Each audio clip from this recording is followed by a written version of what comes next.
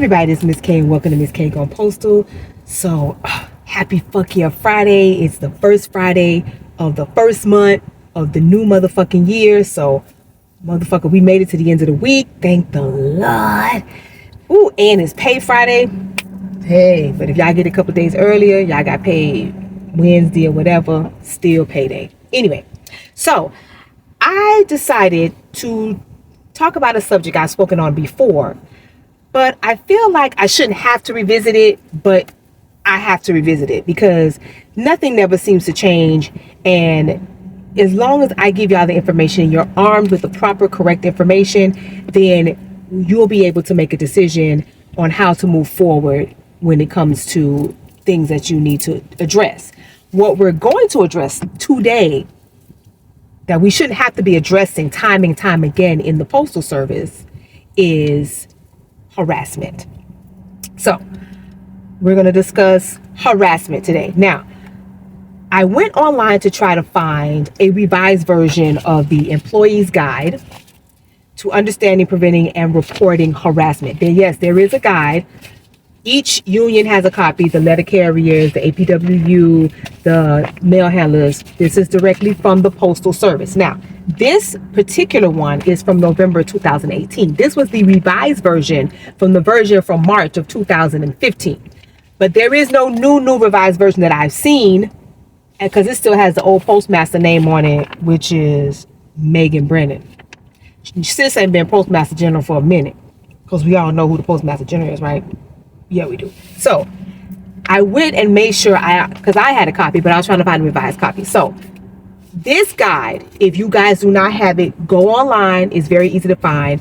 You can even go onto Light Blue and click on, they have a section for harassment and shit. The guide is supposed to be on there as well, and other things as far as the EEOs and all that. But we're going to go through this guide real quick because I still see you guys giving comments about harassment going on.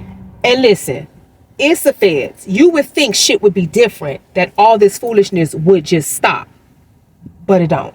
So in order for us to do what I told y'all, which was what 2024 is, what? We keeping our foot on these motherfucking necks. Then I got to give y'all the armory. You know what I'm saying? I got to make sure y'all lock, stock, and barreled up. So let Miss K put on her readers back, because you know Miss K getting old, I can't see. So listen, in this particular handbook that they printed, it's supposed to let you know about what you should know about workplace harassment, where you can go for essential links, and you can go to PolicyNet and all the other foolishness. Fuck all that. We finna get to the meat and potatoes of the shit. Now, it killed me because the first page, well, the third page right here says what harassment is. I don't think a motherfucker needs to be given a definition of what harassment is, because I think we know what harassment is. But I'm going to tell you what the definition is. So it says harassment can cover a wide variety of behaviors. It may consist of words, actions, or most often a combination of the two. It can range from the display of derogatory cartoons to the crime of rape. Baby, rape is not harassment. Rape is fucking rape. But I digress. Okay. In situations involving EEOs, prohibited activity, the victim may not be the only person who was harassed. There may be others who hear or witness the offensive conduct and is affected by it. Now, let me just stop right there. How many fucking times have we seen in the Postal Service where a person is harassed on a daily basis and there's a bunch of people around, and you go to your union or somebody, and the first thing that come out their fucking mouth is, well, did you have any witnesses? Can they write a statement? And you go, yeah, it was like 5 or 6 people around and they saw it. And then you go to these motherfuckers and they like, they quiet. They got nothing to say. Because we already know the post office, people in the post office don't write statements, don't corroborate what you got going on, because they don't want to get fucking involved. So this little statement here about whoever hears or witnesses it is bullshit, because nobody is going to have your fucking back. That's why you need to make sure you have your own. You can't fuck with these people in here. Let me move on. So It says harassment under the law is unwelcome conduct based on race, color, religion, sex, including pregnancy, sexual orientation, gender identity, including transgender status, national origin, if you're over the age of 40, mentally or physically disabled, genetic information, past, present, or future, uniform military service, or retaliation for previous EEO or USERRA activity. Now, we're going to skip this shit because I want to go under what they consider there are two types of harassment under the law. And we need to break these two types of harassment down so that if you're being harassed, you can figure out which one you would fall under if there's some type of harassment towards you. Now, the first type of harassment, what they call tangible employment action or quid pro quo harassment. So tangible action harassment is harassment by a subordinate, by someone else with supervisory authority that results in tangible employment action. Now, this means that quid pro quo means what, y'all? Something for something. So if you want something from me, hey, baby, bend over and let me get something from you. That's pretty much what it means. So an example of that would be a supervisor fires or demotes a subordinate because he or she rejects the supervisor's sexual demands, which we ain't seen that shit in the post office because ain't nobody refuses sexual demands. It ain't even a demand. Half the time it's a request. It ain't even a request, it's given. But let's move on. Or supervisor promotes a subordinate because he or she submits to that supervisor's sexual demands. Or number 3, a manager denies an applicant a promotion because the applicant frequently has military duty, which a lot of you guys have an issue with, especially with wounded warriors, which management finds always to never pay you or make a big deal about it, when most of them, these motherfuckers are retired military. But once again, I digress. So that is what's considered quid pro quo harassment. That is the use of power and authority to alter an employee's job conditions or economic benefits because the employee or applicant either submits to or refuses to submit to an unwelcome demand on the person. Do y'all get it? Do y'all understand?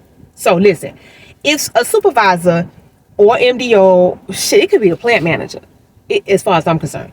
If this person or persons want something from you, and you say, hey, I want to take, I need to take this day off or whatever, or do schedule change. And they say, well, what you going to do for me? Because I need a little something. Baby, that's harassment. If you're working and the supervisor asks you to hold your break and you say, well, I really can't right now because, I really need to go to the bathroom. And they say, well, I don't know why you can't wait. You need to work. Baby, that's not harassment. So get the forms of harassment under the definition that's correct. That is not harassment, okay? If a supervisor says that you're lazy and I don't know why you're working here, baby, that's harassment because that's considered verbal harassment. But we're going to get to that part. So the second part will be what they call hostile environment harassment, crossing the line between social nuance and harassment. Okay, so hostile environment covers a broad range of behaviors and situations, which is defined as a pattern of continued unwelcome behavior that's unreasonably interferes with an employee's work performance or that creates an intimidating, hostile, or offensive work environment. So the examples of this would be using racial or derogatory words, phrases, or nicknames. Nobody in management or even one of your coworkers should be calling you a derogatory nickname. Now, if that's something that you two got going on between each other, then that's one thing. But if that's not, that's harassment. Telling jokes or stories with national origin themes. Now, this is a thin line. Because remember, you and the little group that you're with may be cool and y'all may make comments or y'all may make jokes about certain things that is okay within y'all little circle because it could be about y'all. Maybe you Puerto Rican and your friend's Puerto Rican and y'all make a Puerto Rican joke. But what if you got somebody on the outside standing there listening and they think that's offensive? They can file harassment because they're being offended. Not you, but they are. Please remember that. It's not just about you. Sometimes it's the group. Making derogatory comments relating to and arising out of a person's military service. If you make a comment or even management says, oh, that's why your ass couldn't make it in the army or some shit like that, that's considered harassment. Complaining about a person's absence to perform military service, which once again falls back on wounded warrior shit. And if a person has to leave because they signed up for a duty and they're going to be gone 6 to 7 months. No one in that building should be talking about your military service or making jokes about it, because that's not cool. Oh, but there's more. Displaying posters or symbols offensive to an individual of a certain race, sex, national origin, or religion. Making derogatory or imitating intimidating references to an employee's mental or physical impairment. Well, baby, shit, we all guilty of that, because some of these in here are dum-dums. But if they seriously have a mental or physical impairment and they're working here, you cannot make a statement that's derogatory towards them. That's considered harassment. Applying pressure for dates. Who the fuck dating in the post office? People fucking in the post office. They ain't dating. The hell out of here. But y'all know what I mean. If someone in management or even a fellow coworker is pressuring you because they want to take you out on a date and you find it very offensive, or they're being too forward, they're being too close, they're being too clingy, that is considered harassment. Okay, but we know ain't no dates going on in the post office. It's fucking. But anyway, let me go on. So repeatedly requesting that an employee leave military service or asked to be excused from military duties. We cannot do that. And that goes beyond harassment, that particular item right there. That is technically a federal law. So if your place is doing this, baby, then you need to go to the above. The office of the inspector general, your postmaster, all that, because that right there, that's illegal. It's federal and it's illegal. It's beyond harassment at that point. Making offensive remarks about a person's looks, clothing, or body. Y'all know we all do it. But don't be doing it out loud, because somebody may hear it and be offended. And the person you may be talking about may be offended. You're not supposed to do that, okay? But I know y'all be doing it. Whistling or catcalling. Y'all know y'all not supposed to be doing that, right? Okay. Using sexual innuendos. Oh, well, shit, we all finna get rid of. Because that's all we do in this building. And I know probably where y'all at. Everybody doing it. But you're not supposed to. So stop it. Spreading false rumors about a person's sex life. Oh, I'm sorry, y'all. Ooh, that tickled me. Because we all know right there, that's the basis of the PO. That is the basis. Because, of course, people messing with other people and shit just start getting everywhere. But let's just skip that one. Blocking a person's path. Yes. If you're being intimidated and someone is harassing you and they're blocking your path on purpose and they're standing in front of you and they're saying slick shit, nah, that's harassment. And then following a person continuously, that's stalking. And we did have something like that in here. We had someone who was stalking a young lady, like everywhere she went, this motherfucker was following her. And we really had to do something to get rid of him. It was becoming unnatural. So if you're having that type of stuff going on, then you need to report it. So remember, don't think that you have to have a bunch of incidences for shit to happen. It can be one single incident. And it doesn't, if it's severe, a single incident sets the standard. Now, if it's a severe incident, like it's just way, then yes, it needs to be addressed. But remember, sometimes in order to build cases, you got to have these little incidences, notated so that you can build a case on it. So remember, when you are being harassed, you got to remember what they call perception. So, and I know it's kind of like, cliche, but the perception of you being harassed versus what actually is going on. So that's why I suggest you guys get this handbook so that you know what the Postal Service policy is in regards to what they define as harassment, what constitutes harassment.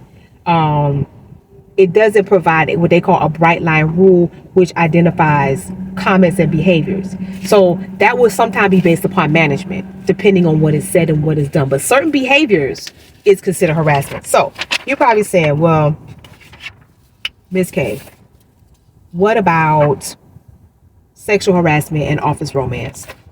Now listen, we all know this is the post office and people fucking. It is what it is. People are together, then they're not together, and then harassment may start out of that. Some people just can't leave it alone. Some people in their feelings. Some people got to stick in their ass. They butt hurt over whatever happened. And they can't be an adult about it. So harassment may stem from that. So they have a whole section on that. So it says that The post office, of course, they're going to say this strongly discourages supervisor and managerial employees from engaging in romantic and or physical relationships with their subordinate employees. Yeah, right. Perceptions of unfair treatment can arise under these circumstances and undermine employee morale. When a supervisor or manager who engages in office romance appears to favor those with whom he or she has been involved with, this tends to foster belief among other employees that they have chances for advancement. Ain't no fostered. We know it is chances for advancement because that's how shit rolls in the post office. But it says, therefore, to avoid allegations of harassment or unfair treatment, supervisors and managers should not engage in relationships with their subordinate employees. Now, we all know that ain't gonna happen. So let's address it. Listen, I'm gonna tell y'all like I tell everybody else, you're grown. You make the decision of who and when and where and why you want to fuck with somebody. Please understand that when you come into this relationship with anyone in the post office, shit gets out. The post office is motherfucking Pony Express. That information will get out quickly. Quickly. So you have to be able to be an adult to handle it. Now, if you're two single people in it and that's something you got, that's fine. Now, if you're fucking with somebody or dabbling with somebody who got other somebodies, who got baby mamas, who got a wife, and that shit get out, be prepared for what's going to happen. And especially if you're dealing with someone in management. Because us regular peons, they doing it regardless. And y'all see how that work out. And then once it crosses the line and go into management, then it becomes a whole different bag of chips, baby. It was salt and vinegar. Now it's onion and garlic. It is what it is. So, especially, and this is not just for my ladies, because you young men fucking with people too, please take into consideration what you're doing when you're doing it, because the fallout could be bad, and the fallout will be bad for you, because as we've seen time and time again in the PO, the people who are in management stay in management. Doesn't matter how many fucking times you file an EEO or harassment or whatever, they seem to skirt that shit and then go find a new victim. So be wary of what you do when you do it. Like I say, y'all grown, make your own decisions. But that part right there, try not to do that. Okay? I understand things happen. Shit happens. Or whatever. But be an adult about it. And try not to have people in your business. The less you tell, the less people know. Now, you have some people that you might fuck with, and you may not say nothing. And because they're salty, that maybe they ended it, you ended it, they feel like they have to spread rumors and tell lies about you. That comes along with the territory. So make sure you understand this when you start fucking with people in the PO. Doesn't have to be management. Could be anybody. But particularly management. Okay? Miss K done told you. I done warned y'all before. Come on now. So, there are other things in here as far as how to tell if your behavior amounts to harassment, if there's inappropriate behavior from this person, and then of course they say what to do if you are harassed. Now, you know what I tell y'all to do. Number 1, tell management. Number 2, tell your union representative. Number 3, write a statement about the harassment. If you've been keeping notations, even if you got people who have given you backup statements, keep all that. Keep it. And don't forget, always file an EEO. Always go onto the website of the Office of the Inspector General, and you also file a harassment claim. Now, if this harassment is too much for you to take mentally, it's fucking with you, then I need you guys to go through EAP. I done told y'all again, time and time again, if you need to use EAP for their services. It's more than what you think it is, because you're building a case of harassment. And if you feel you're being bullied, sexually harassed, pressured to do stuff, and it's messing with your mental, then you need to call EAP. Remember, EAP does not give out information. They don't tell nobody your business, but it will be handy for your well-being and also for your case. Remember now, I'm giving y'all shit. Now, once you've done all that, and also too, remember, you can also contact the postal inspector. So if the harassment is criminal in misconduct or behavior, you can also contact the postal inspector, and you can actually file a case, and they give you a case number and everything. So remember, I don't want to hear no more about harassment in 2024. We need to stop this shit. It needs to fucking stop now. Don't tell me y'all too scared or you fear retaliation. I get it, baby. I get it. Fuck them. We can't keep allowing this shit to happen, especially when we work for the fucking federal government that has all these federal laws and bylaws that's supposed to protect us workers against shit like this. I need y'all to stop that.